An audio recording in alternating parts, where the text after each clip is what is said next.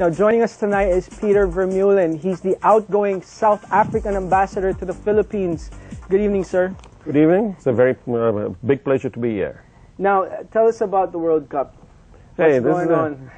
The World Cup today is 0 days. In a few hours, the World Cup is going to kick off in South Africa. It's the first time ever that the World Cup comes to the African continent. It's such an honor and a pleasure for South Africa to host it. It's the most global event in the world. And right now in South Africa, the whole country is partying in anticipation of the kickoff. And I can tell you, it's not only in South Africa, it's all over the world. I watched CNN today, for instance, and they're partying all over the world, in Europe, in South America, in North America, everywhere. Now, you know, it comes to mind, why was it only now that soccer was brought to South Africa for the World Cup? I'm not 100% sure, but remember South Africa's own history.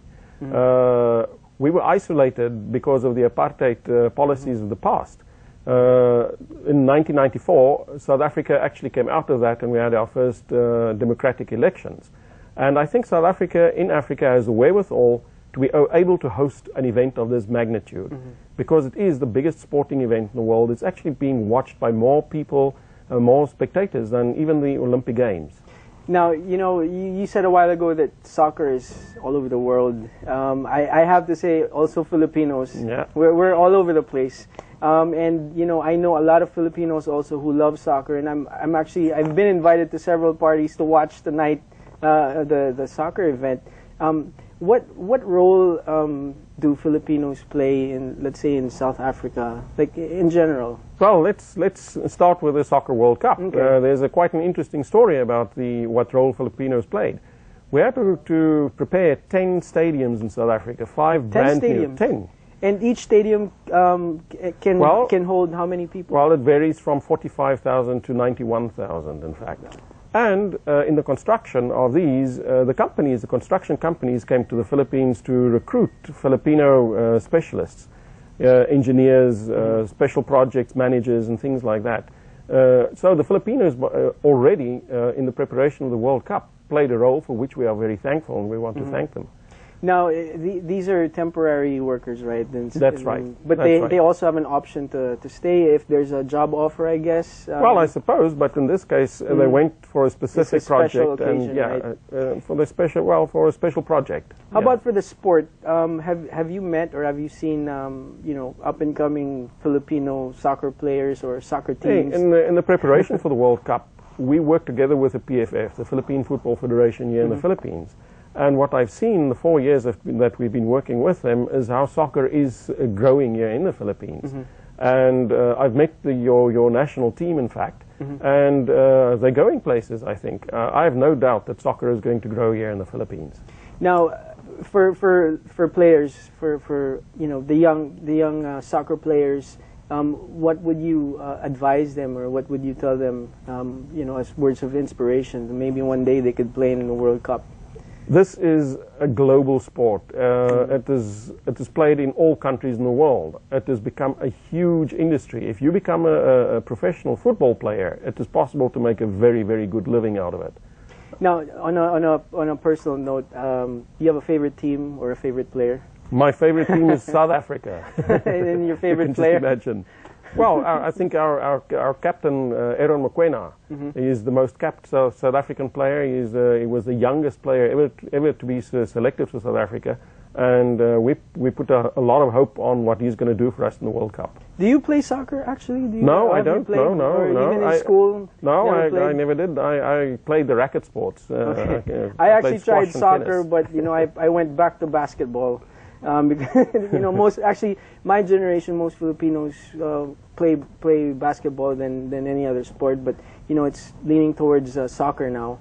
And speaking of basketball, are you following that? No, I'm not. I'm afraid. I'm focused on the World Cup. No, in South Africa we have many. South Africa is a sports mad generally, and we have many other sports in South Africa. Right now we are the Rugby World Cup holders. We're very strong in cricket. We have a very good rugby team as well. I'm very pleased you mention it, because I actually met with those guys as well. And it's really a success story here in the Philippines. For 4 years, I think they've been unbeaten. Well, you know, it's nice. Thanks for passing by. South African Ambassador to the Philippines, Mr. Pieter Vermeulen. Thank you very, very much.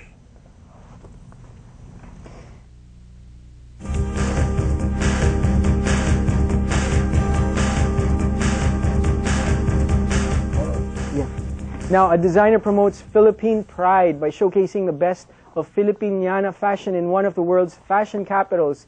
ABS-CBN's Don Tagala takes us to New York to see the collections of Cora DJ Manimbo.